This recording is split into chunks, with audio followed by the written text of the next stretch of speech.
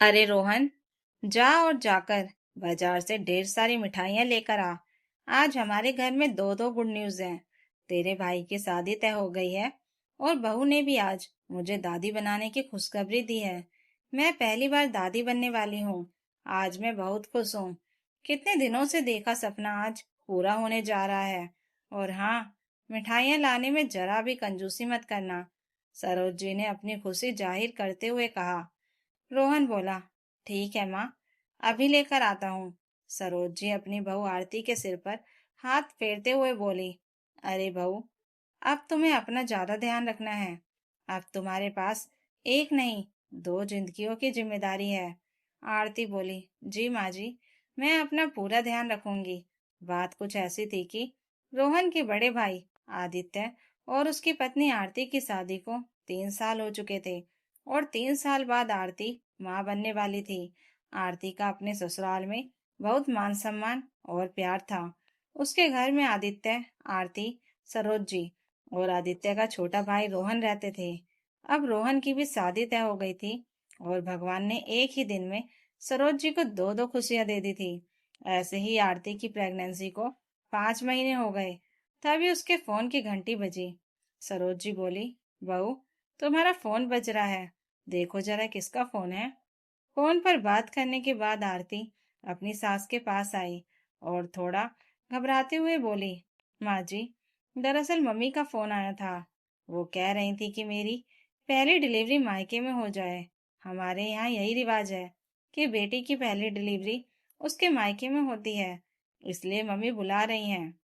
कुछ दिनों बाद 7वां महीना लग जाएगा, फिर जाना मुश्किल हो जाएगा। सरोज जी गुस्से में बोली, क्यों बहू, तुम्हें यहाँ किसी चीज की कोई कमी है क्या, या कोई दिक्कत है। तभी आदित्य ऑफिस से आया।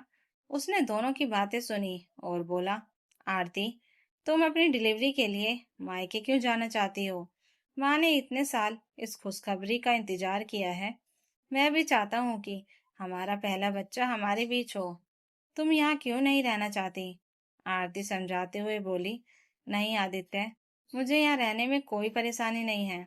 बस मम्मी कह रही थी कि वो लोग मेरी देखभाल करना चाहते हैं। हमारे यहाँ यही रिवाज है कि बेटी की पहली प्रेगनेंसी में वह मायके में रहती है। सरोज जी बोली, देखो बहू, शादी के बाद ससुराल के रीति रिवाज निभाए जाते हैं, मायके के नहीं।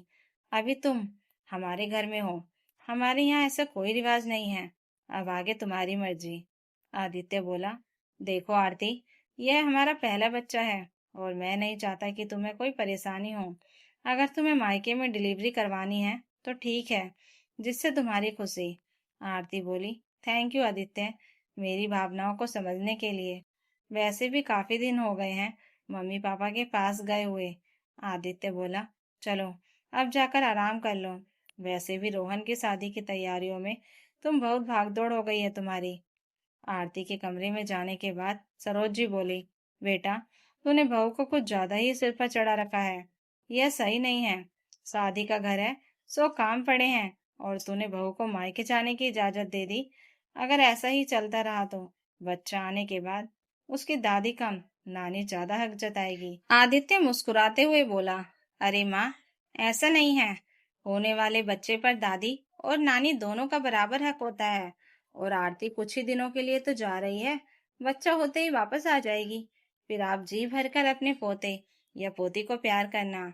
2 दिन बाद आरती अपने पापा के साथ मायके चली गई और कुछ दिनों बाद उसने एक प्यारे से बेटे को जन्म दिया।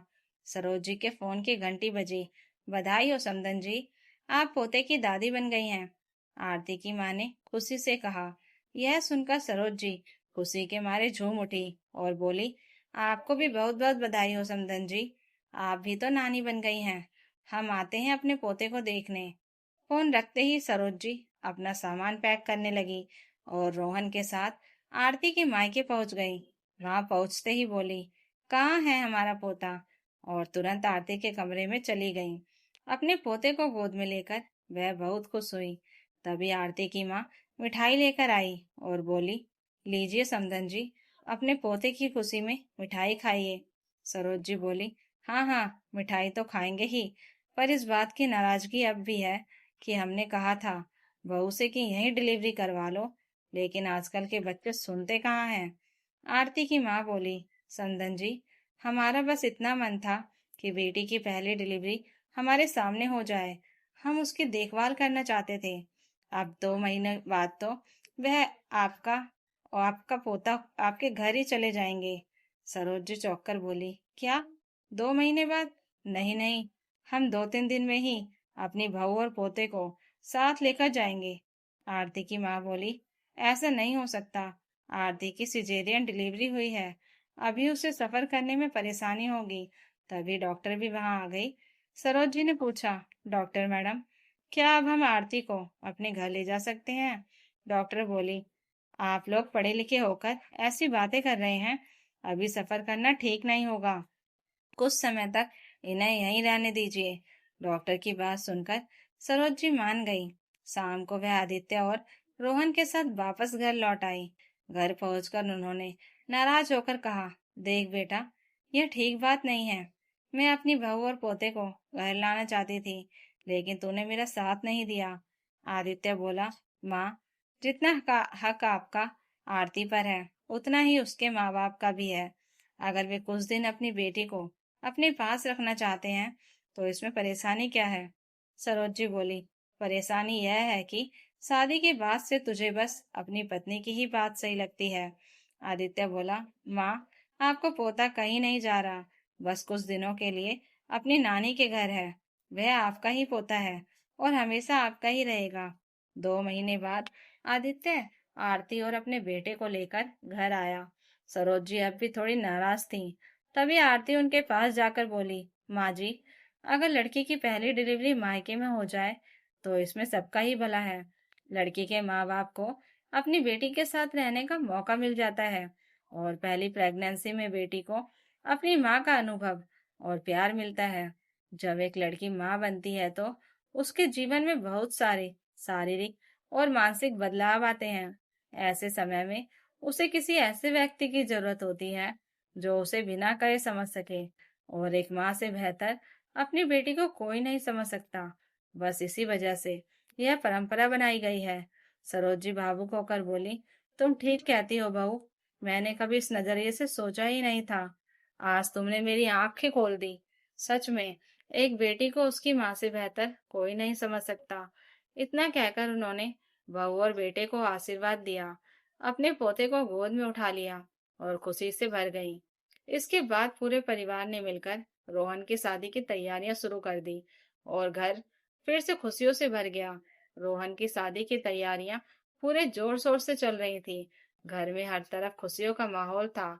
सरोज जी सुबह उठते ही सबसे पहले अपने पोते आरव को गोद में उठा लेती और फिर पूरे घर में उसे लेकर घूमती रहती। अब उनकी सारी नाराजगी पूरी तरह खत्म हो चुकी थी। वह अक्सर आरती से कहती, बहू, उस दिन तुमने जो बात कही थी उसने सच में मेरी सोच बदल दी। आरती मुस्कुरा देती। कुछ ही दिनों बाद रोहन की शादी नंदिनी से हो गई। नंदिनी पढ़ी लिखी, समझदार और बहुत ही संस्कारी लड़की थी। शादी के बाद उसने जल्द ही पूरे परिवार का दिल जीत लिया।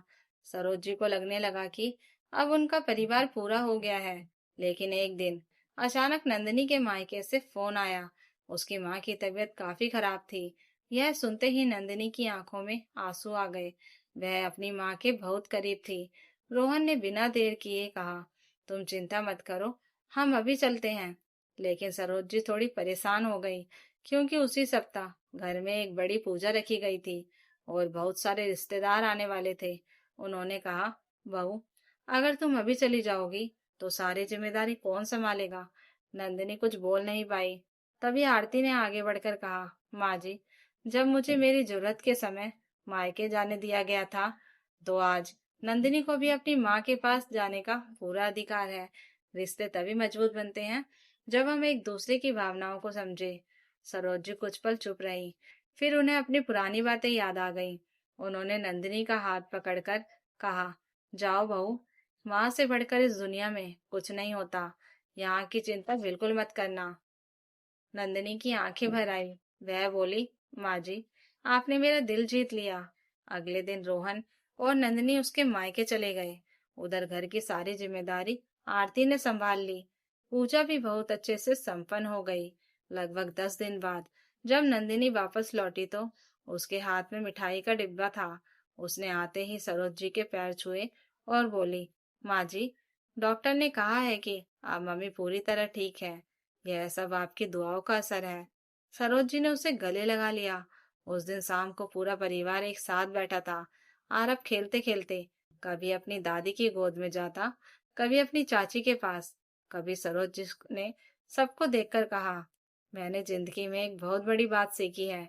रीति रिवाज लोगों को जोड़ने के लिए होते हैं, तोड़ने के लिए नहीं। अगर किसी परंपरा से किसी को खुशी और सहारा मिलता है तो उसका सम्मान करना चाहिए। उनकी बात सुनकर सबके चेहरे पर मुस्कान आ गई। आदित्य बोला, माँ, यही तो परिवार की असली ताकत होती है, एक दूसरे को समझना। सरोज जी ने अपने दोनों बेटों, दोनों बहुओं और छोटे से आरव को प्यार से देखा।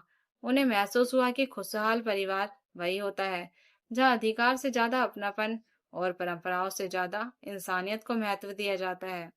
उस रात घर का हर सदस्य संतुष्ट और खुश था, क्योंकि अब उनके घर में केवल रिश्ते नहीं, बल्कि एक दूसरे की भावनाओं की कदर भी बसती थी। तो दोस्तों, अगर आपको यह कहानी अच्छी लगी हो तो कमेंट करके जरूर बताइएगा, और नई कहानियों के लिए चैनल को सब्सक्राइब जरूर कर लीजिएगा। Thank you for hmm. Watching.